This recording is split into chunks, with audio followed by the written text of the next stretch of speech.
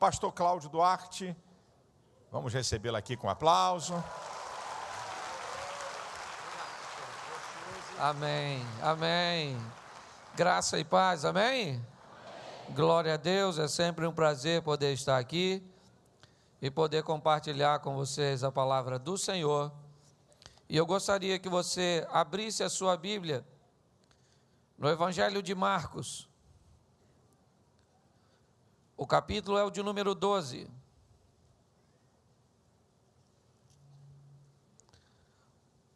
O versículo é o versículo de número 41.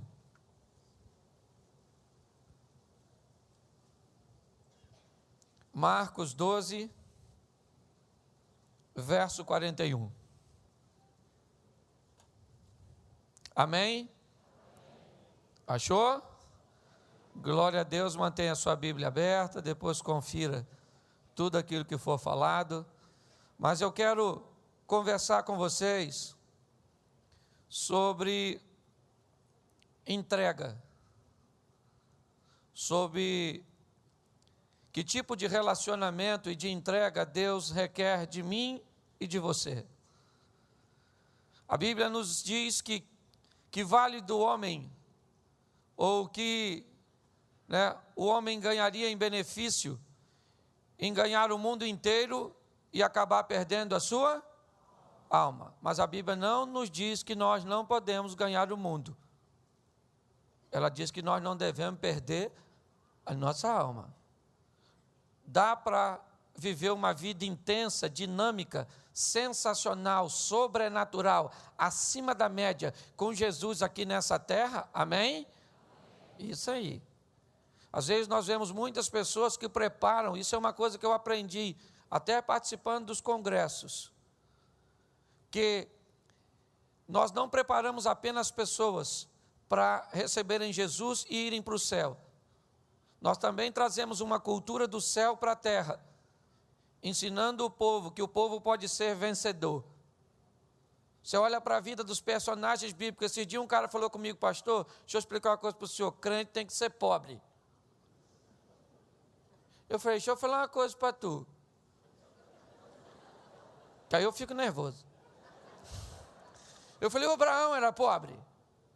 Ele falou: não. O Isaac era pobre? O Jacó era pobre? O José era pobre? O Davi era pobre? O Jó era pobre? O Salomão? Então por que na minha vez eu tenho que me lascar?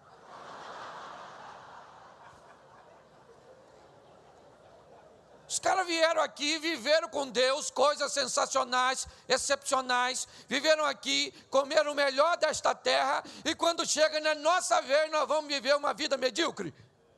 Não tem lógica uma coisa dessa. É ou não é? Então nós, por isso, nós precisamos inspirar o povo a viver com Deus coisas sensacionais. Viver com Deus coisas acima da média. Amém? Viver com Deus o sobrenatural, porque essa é a proposta de Deus para mim e para você. Deus não me prometeu, ele diz assim, Jesus disse assim: eu vim para que tenham e a tenham em isso, querido, com força, com dinamismo, vivendo com Deus o sobrenatural, calando a boca dos inimigos. É ou não é? É assim que funciona. Eu vim aqui para viver isso. Botei isso na minha vida. Falei: Cláudio, a vida é boa. É ou não é? E é uma só. Viva intensamente, porque tu está morrendo. Então botei isso no meu coração. E é isso que eu quero compartilhar com vocês hoje. O nível de entrega que me leva a viver coisas fantásticas, coisas sobrenaturais. É só isso. Você vive ao lado de um Deus do sobrenatural, um Deus riquíssimo, poderoso e, melhor de tudo, um Deus bom. Se fosse um Deus mesquinho, mas não é, é um Deus bom. Então, querido, aproveite para que essa vida, eu já falei isso aqui, há uns 6 dias eu encontrei uma senhora muito espiritual, que falou: pastor, eu vim esse mundo para sofrer. Eu acho que ela estava vivendo um sofrimento muito longo, e isso acabou criando uma doença emocional na dona. que ela já chegou à conclusão que a vida dela era o sofrimento que ela vê. Ela falou assim com muita espiritualidade: pastor, a minha vitória é no céu. Aqui eu vim para sofrer.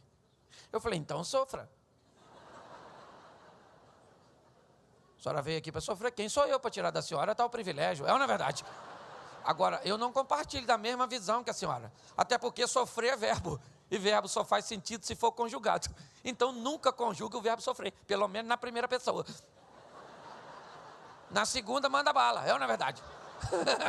Eu sofro? Nós sofremos? Vós sofreis. Ele sofre. Eu não. Paulo e Silas na prisão, depois de apanharem, qual era o verbo a ser conjugado naquele momento, próximo à meia-noite? O verbo sofrer. Imagine Silas falando: Paulo, Paulo, Paulo. Bem que me falaram, não anda com Paulo. É na verdade que isso vai dar confusão. E Paulo falando: cala a boca, Silas, Silas. Mas bateram com força.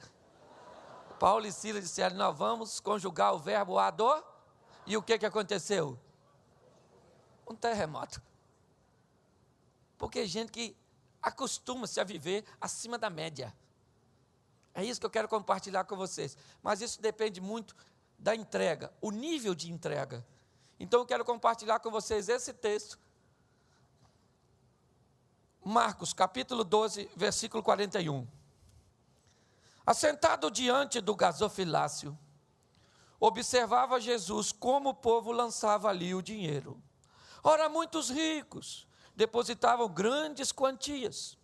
Vindo, porém, uma viúva pobre, depositou 2 pequenas moedas correspondentes a 1 quadrante.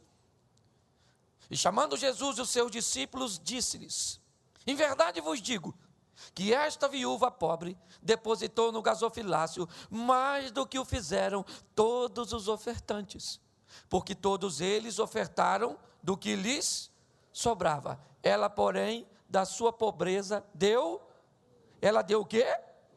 Tudo quanto? De todo o seu? Isso. Feche seus olhos agora. Senhor nosso Deus, continua falando conosco, ó Deus. Usa-me como um canal de bênção por tua misericórdia, pelo teu cuidado, pelo teu carinho, ó Deus. E que eu tenha o entendimento da responsabilidade de estar diante da tua noiva, ó Pai. Em nome de Jesus. Amém. Glória a Deus. Amém?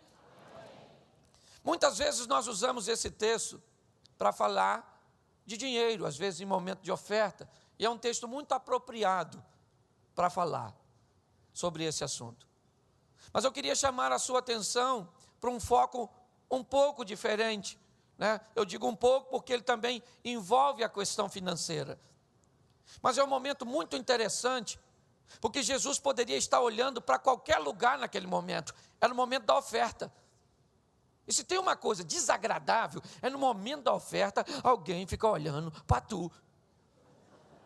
Porque a Bíblia diz que o que a mão direita faz, a esquerda não deve saber. E Jesus senta e fica olhando exatamente para o gasofilácio. Imagine as pessoas trazendo oferta. Quem trazia muito não se envergonhava. É, na verdade, porque estava trazendo muito. Às vezes você está inspirado, Deus te tocou para ofertar uma nota de 100, você puxa ele logo do bolso, ela aberta.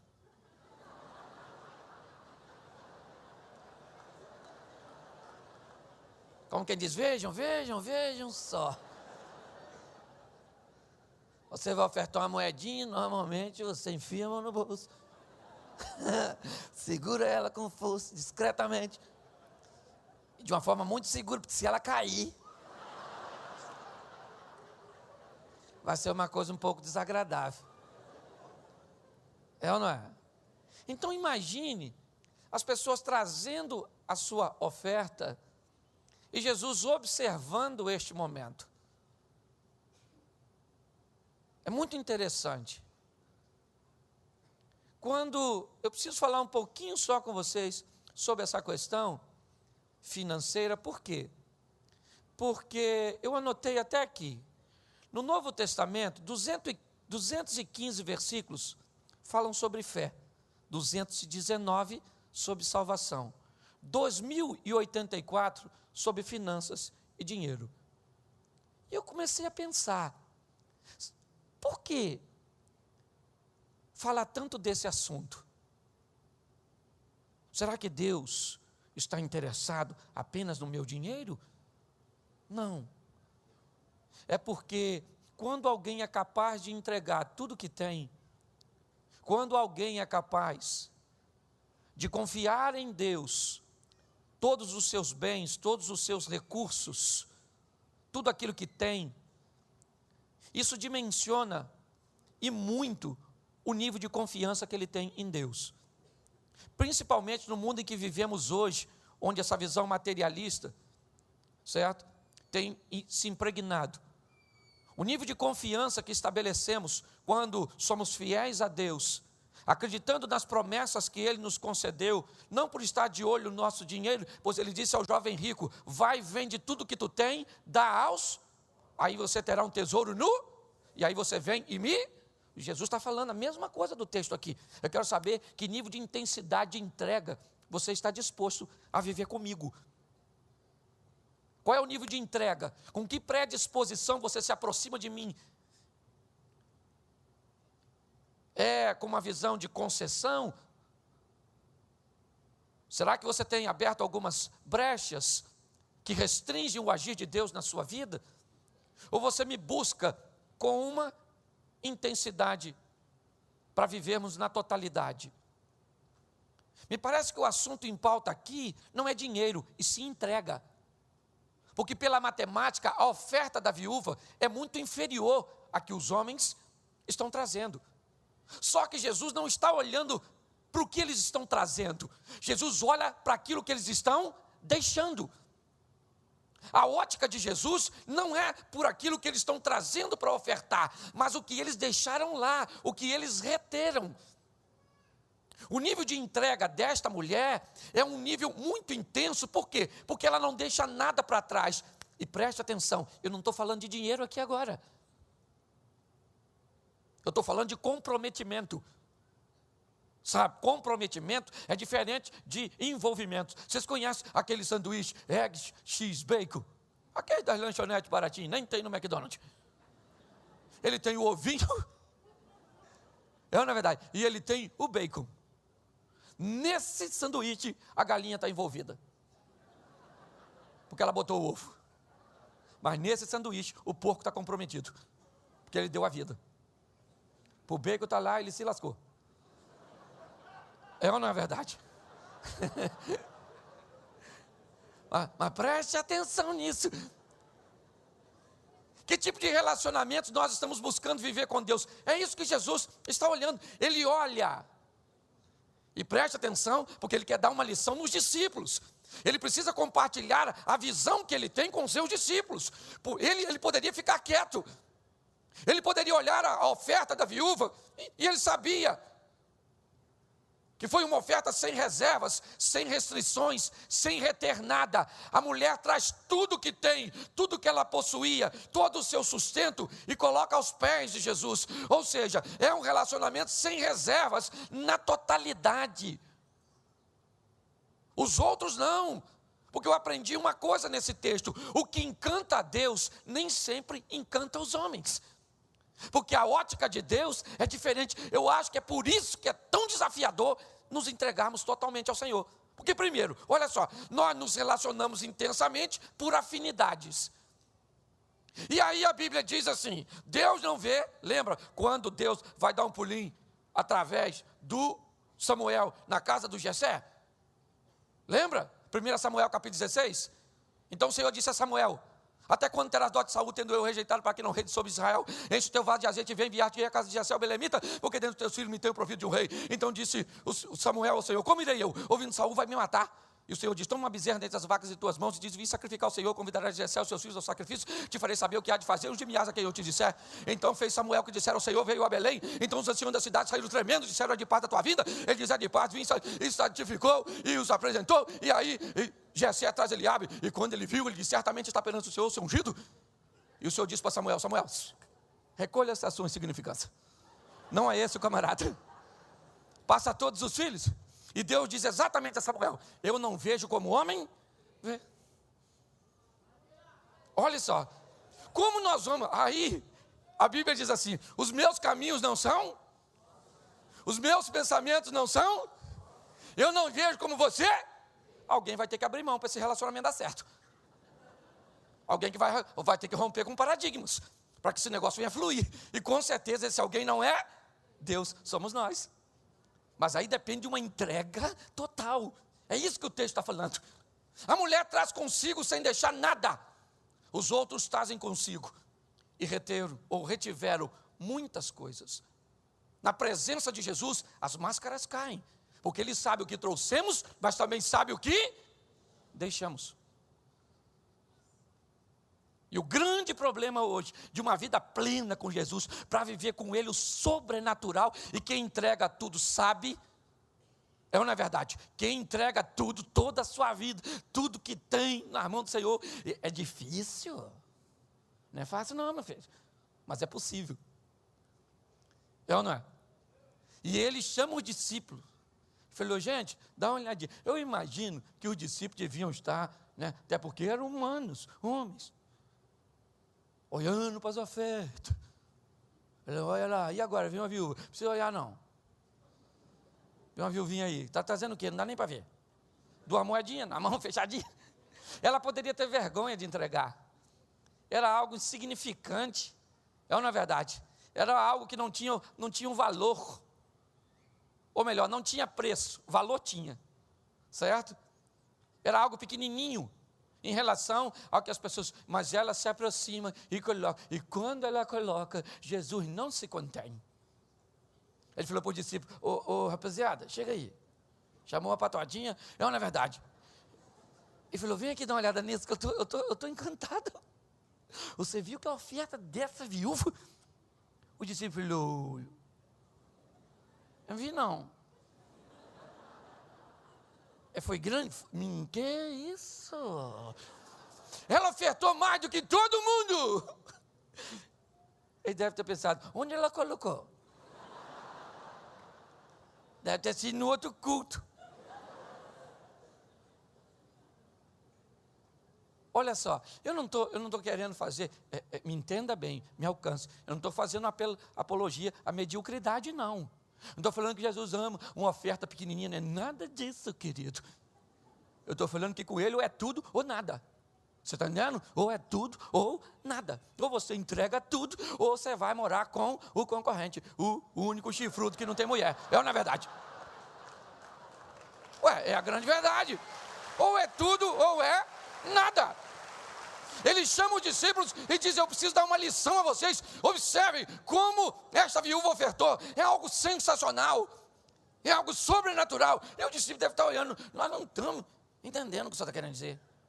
Ele diz: não, rapaz, deixa eu explicar para vocês. Sabe o que é? É que esses caras que trouxeram muito, não é muito nada não, é muito para vocês. Mas não é o tudo que eles têm. Eles retiveram muita coisa, deixaram muita coisa para trás. Quando você não tem para onde voltar, quando tudo está aos pés do Senhor, sua vida só é capaz de prosseguir ao lado dele. Quando Eliseu vai seguir Elias, a primeira coisa que ele faz é matar os bois, tacar fogo nos aparelhos, chamar sua família, beijar seu pai e sua mãe, chamar a comunidade que ele vivia e diz: a partir de hoje, nunca mais eu pego no arado novamente. Eu estou caminhando para uma nova vida e acabei de matar os bois, porque eu não tenho para onde voltar. Tem uma história muito interessante, que quando uma frota de navios vai invadir uma terra, e eles eram em menor números, e aí então, o comandante daquela esquadra, assim que eles chegam, muitos estavam com medo, o exército que eles vão enfrentar naquela ocasião é muito superior a eles, e o comandante diz: taca fogo nos navios. Mas como nós vamos tacar fogo no nosso próprio navio? Isso aí afunda tudo. Mas por quê? Porque aí eles não têm para onde voltar. Eles vão entrar aqui para vencer. Aqui é vencer ou vencer. Você está entendendo? O nível de entrega que Jesus exige de mim e de você, e a intensidade que vai revelar o que nós vamos viver com Ele. É isso que Jesus está dizendo aos discípulos, explicando. Vocês estão encantados com o que eles trouxeram. Eu estou encantado com o que ela deixou. Ela não deixou nada, filho. Ela trouxe tudo a minha presença. Às vezes é fácil entoarmos um louvor, tudo entregarei, sim, por ti, Jesus bendito, tu. Cantar é fácil, difícil viver. É o grande desafio da vida, certo? Então, se nós observarmos, olha só, e não é só você que tem essa dificuldade. Um dia Deus chama Abraão e diz: Abraão, eu preciso que você venha comigo, saia da sua terra, da sua parentela, deixe tudo para trás e caminhe comigo, vamos lá, garoto. Ele levou o Ló. O que o Ló, Deus falou, leva tudo, menos os parentes. Por isso que mandou levar a mulher, porque mulher não é parente, não é verdade. Leva tudo, menos os parentes. Deixa, querido, deixa. Ele não conseguiu a proposta que lhe foi concedida. Ele teve dificuldade, ele reteve seu sobrinho. Talvez por piedade, porque ele era órfão, né? Mas vai viver coisas que não tinha necessidade. Mas lá na frente Deus encontra de novo com ele e diz com ele: querido, agora eu preciso de uma oferta. Abraão era um homem rico, deve ter pensado: posso te ofertar o que o senhor quiser. Ele diz: eu quero que o senhor me oferte seu filho. Vai lá e ofereça seu filho a mim, e nós vamos ver que tipo de relacionamento você tem comigo, camarada. Que tipo de intensidade nós estamos vivendo. Pare para pensar. Uma entrega total é desafiadora, até mesmo para nós que já somos cristãos. Confiarmos a ponto de colocarmos tudo diante do nosso Pai, botarmos a nossa casa, botarmos os nossos negócios, o nosso dinheiro, botarmos a nossa saúde, os nossos bens, tudo diante do Deus que servimos e dizer para Ele: Senhor, o Senhor reina na minha vida e tudo que eu tenho é teu. Porque quando tudo que você tem é Deus, primeiro, o diabo não pode tocar. Porque para ele tocar em algo que é teu, está na mão de quem? E como é que toca? Porque se o Satanás fechar a porta, se alguém falar assim: o inimigo fechou as portas, fique tranquilo, não se apavore, fala com Deus, fala: Senhor, o Satanás fechou as portas aí, estou precisando que o Senhor abra aí para mim, em nome de Jesus. Deus fala: tranquilo. Agora, se Deus fechar a porta, fala com o Satanás, fala para o Satanás: vou matar um elefante na encruzilhada.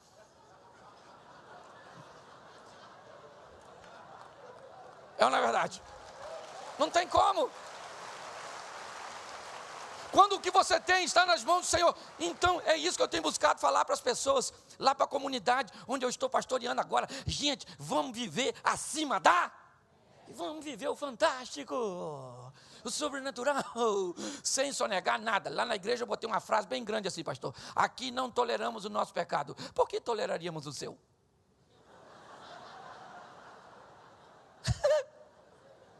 Chegou um camarada lá, meio metido a garanhão, pastor, querendo pegar umas ovelhinhas lá. Eu falei: querido,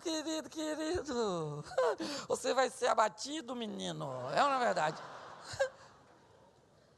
Estão buscando impulsionar as pessoas, mas essa entrega é difícil. E muitas vezes o dinheiro é um bom termômetro para medirmos isso. Que nível de confiança temos em Deus, em colocar Deus em primeiro lugar, os nossos dízimos, as nossas ofertas, a nossa generosidade diante do Senhor, sabendo daquele que prometeu, aquele que prometeu é fiel para cumprir. Por isso que ela fala tanto de recurso financeiro, porque ele demonstra muito a minha intensidade para viver com Deus. Uma vez eu contei uma história aqui, quero repetir para ilustrar isso. Levantei um dia de manhã e uma voz falou assim: hoje você vai dar 20 mil para uma pessoa. Falei: que é isso? O inimigo já falando de manhã. E eu estava juntando aquele dinheiro para comprar. E a voz falou aquilo comigo, no meu coração. Falei: que é isso? Ao invés de falar que alguém vai te dar 20 mil, é ou não é? E aí eu achei que era uma pessoa, fui na casa da pessoa. Fiquei olhando para ver se a voz falava. Aí a voz não falou não, eu falei: quem sabe esqueceu, né? Voltei para casa. Cheguei em casa, minha mulher falou assim comigo: filho, queria falar um negócio com você. Falei: fala. Você me dá 20 mil e não pergunta para quê? Eu acho que dar os 20 não foi tão difícil. enquanto não perguntar, para quê? Aí eu fui lá no quarto e falei, Jesus, fala comigo, é ela? O senhor deve estar de brincadeira comigo, né? A gente fala que está tudo com o Senhor, mas não sei se dá para confiar. É ou não é verdade? Que às vezes é fácil. É muito fácil, querido. E pior, quando nós olhamos as pessoas viverem o sobrenatural, nós queremos uma receita. A receita para viver o sobrenatural é a entrega. Você lembra quando Ananias e Safira ficavam olhando o que José, que tinha por nome Barnabé, estava ofertando? Ofertou tudo. O Ananias olhou e falou, Safira, chega aí. Vamos vender, a gente fala assim, entregamos tudo, mas vamos ficar com pouco. A Safira falou, lógico, sapato, bolsa. Estamos dentro. Chegou lá, entregou. Pedro estava olhando. Pedro falou, Ananias, era tudo teu, Ananias. Não precisava. Para ele precisava. Porque ele estava vendo as pessoas fazerem. E ele achava bonito o que as pessoas estavam fazendo. Mas ele não conseguia fazer o que as pessoas faziam. Deixa eu explicar uma coisa para você. Pare de olhar o que as outras pessoas estão fazendo. Olhe para o que você está fazendo e o nível de intensidade de vida e comprometimento que você tem com Deus. Deus está esperando você tomar uma decisão para que você viva com Ele o sobrenatural. Você quer ver um indivíduo que viveu com Deus uma coisa fantástica, talvez um dos episódios mais bizarros da Bíblia? Davi conversando com Saul. Quando alguém leva Davi a Saul e diz, Saul, esse menino precisa ser autorizado para enfrentar o gigante. E Saul diz, menino, faz isso não. O gigante é matador desde garotinho. Quase matou a mãe dele quando nasceu. O cara é matador desde a sua mocidade. É quase isso, é que a tradução é minha, né, do João Ferreira, ok? E aí, Davi falou, ô Saul, deixa eu falar uma coisa para tu, só para você entender. Quando eu estava apacentando as ovelhas do meu pai, e vinha um leão e apanhava a ovelha, eu saía correndo atrás dele. Tomava a ovelha da boca dele e matava ele. Constrói essa passagem na sua mente. Um leão correndo com a ovelha na boca. E um garotinho, um rapazinho correndo atrás do leão. Leão é bicho que você corre na frente. E não atrás.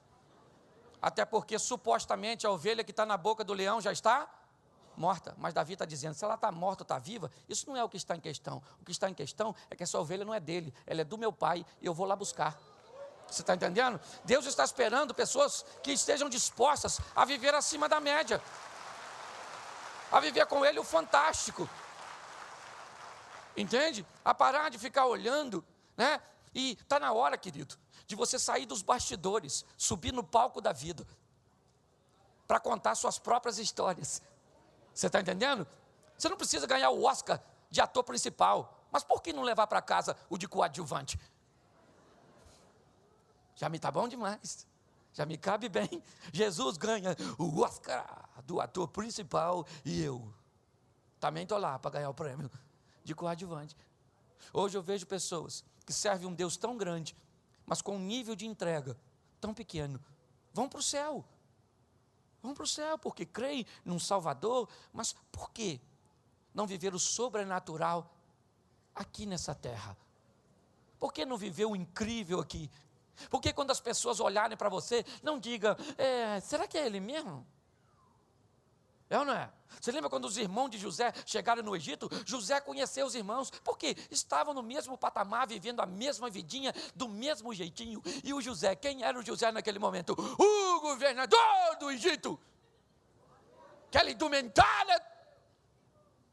O José falou, lembra de mim? Ele falou, não conhecemos o senhor não. Ele falou, não, você lembra, quer ver como? Tirou aquela indumentária igual o rei Júlia no Madagascar, puxou. Ele falou, lembra de mim? Ele falou, quem é? Eu sou o Zé. Ele que Zé, o irmão de vocês queriam matar? Os irmãos falaram, e agora, quem poderá nos defender do Zé? É ou não é verdade? E José falou, calma querido, o assunto aqui não é vingança. Fique tranquilo. Mas ele poderia ter negociado. Poderia ou não poderia? Se não tivesse uma vida diante do Senhor, ele poderia ter negociado. Quando os irmãos o venderam, qual era a astúcia de Satanás?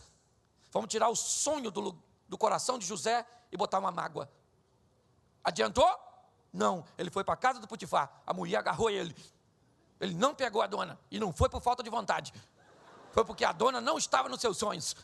Se ele se deita com aquela mulher, ele seria o medíocre amante da mulher do patrão. E ele tinha sonhos maiores. E por causa de não pegar a dona, ele vai para a prisão.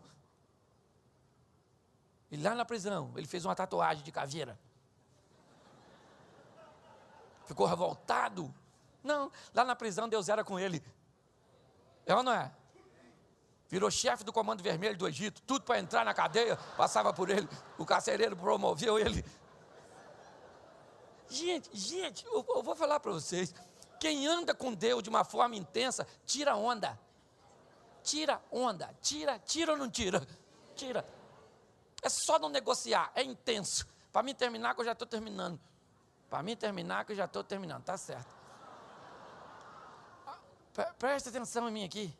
Vem aqui falar quase 1 hora, 40 minutos que eu estou falando. Vem aqui. Presta atenção se tira ou não tira.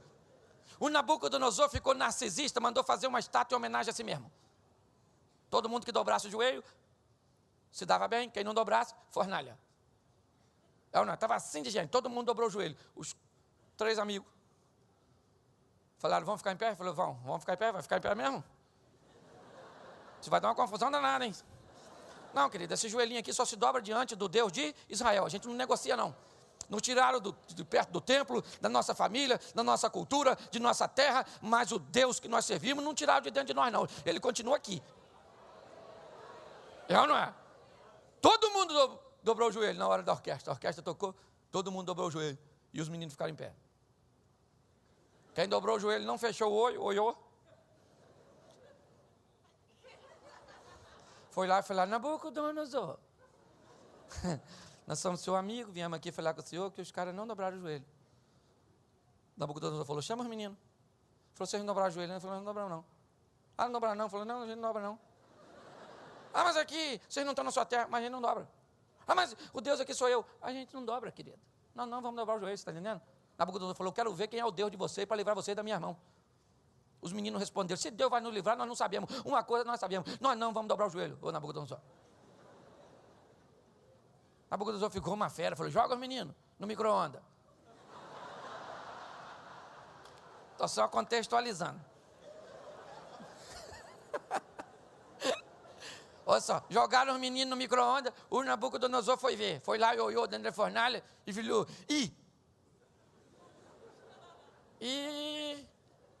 nós jogamos quantos? O Sadraco, o Misaque, o Abednego. Foi? Daniel estava aí? Estava não, né? Pois é.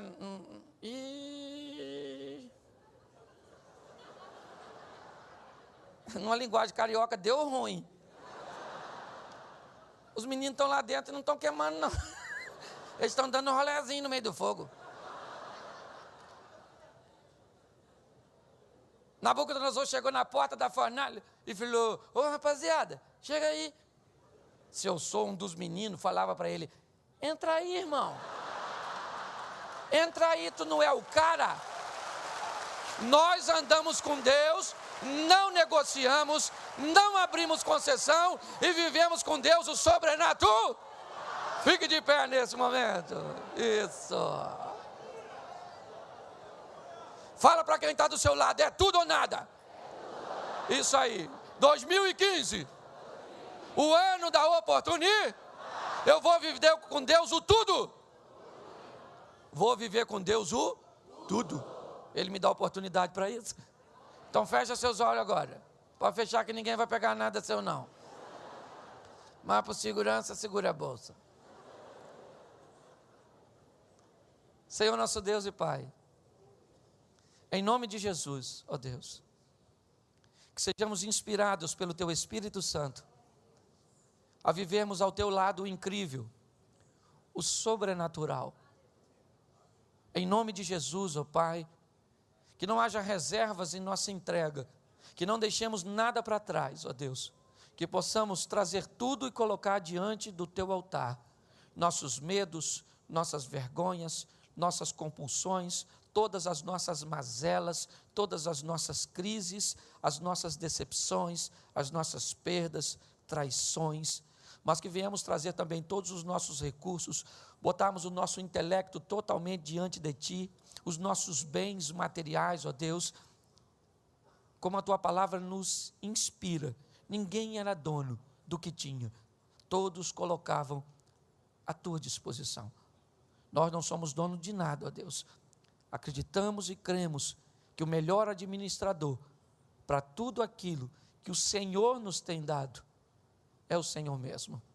Por isso, Senhor, que o Senhor possa agir neste momento, que haja uma conscientização da necessidade de se entregar por inteiro, sem deixar nada para trás.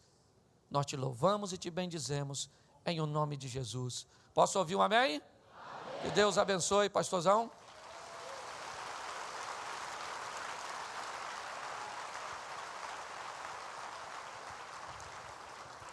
Glória a Deus, glória a Deus. A verdade é que nessa noite há uma oportunidade para você fazer uma entrega. A entrega da sua vida a Cristo.